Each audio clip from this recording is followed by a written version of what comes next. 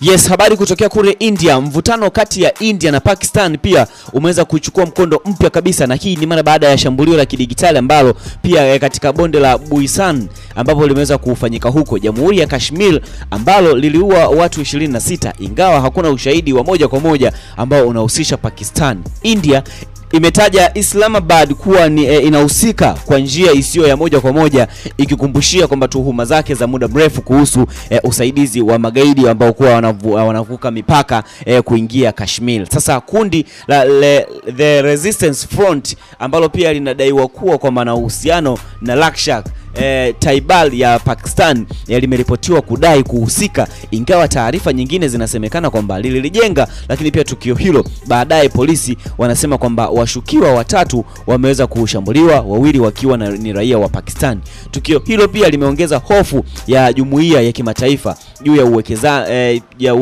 uwezekano wa kuzorota zaidi kwenye hali ya usalama katika eneo hilo la Asia Kusini. Huko sasa diplomasia kati ya mataifa hayo mawili yenye ishara au yenye silaha kali zaidi za nyuklia ikiwemo karibu kusimama kabisa. Hali hii imefikia hatua mpya kabisa mara baada ya India kuweza kupunguza wafanyakazi wa ubalozi wa Pakistani, kufunga mpaka, lakini pia kusitisha huduma za visa na pia kuwaingiza raia wake walioko Pakistan warejee haraka. Ikumbuko pia nishawahi kukupa taarifa kwamba India pia waliweza kuzuia kwamba raia kutokea kule Pakistan hawaruhusiwi kabisa kuweza kuingia katika taifa la India, na raia wote wa Pakistan ambao wako India visa zao zote zitaweza kufutwa na kuweza kurudishwa makwao. Vita imekuwa ni kubwa, machafuko yamekuwa ni makubwa. Yapi maoni yako kuhusiana na taarifa hii? Drop comment yako hapo, tutakometisha kinoma noma, na hii ni Sawasawa Digital.